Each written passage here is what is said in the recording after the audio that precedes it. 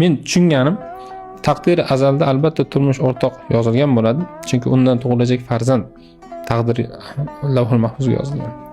O'shaning uchun ko'pchilik xotinidan, eridan yoki atrofdagilardan, ota-onasidan ayniqsa nolayotganlar, men o'ylayman, to'g'ridan-to'g'ri Xudoga isyon qilyapti.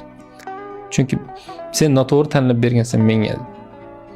Bandani holini o'zi tushunmasligi mumkin, lekin Alloh taolo yaratuvchidan-da kim zo'roq tushiradi? Matching masalasida unga teng keladigan yo'q-ku. Eng sizga munosib mosini bergan, ayni shu bilan siz imtihoningiz ham shu bilan. Biz narsani o'zgartirib, bizga berilgan narsani o'zgartirib, keyin komfort xohlaymizki, haligi biror bir narsaga erishamiz, baxtli bo'lamiz. Yo'q. O'zgargan taqdirdan baxtli bo'lmaysan, chunki seni ichingda. Boshida savol berdingiz, halovat masalasida. Halovat kimda bo'lmas ekan, u badbaxt bo'lib qolaveradi. Faqat hashamat ichida badbaxt bo'ladi. Ya'ni kimdir o'ylaydi, kvartiradan uchastkaga chiqsam baxtli bo'laman.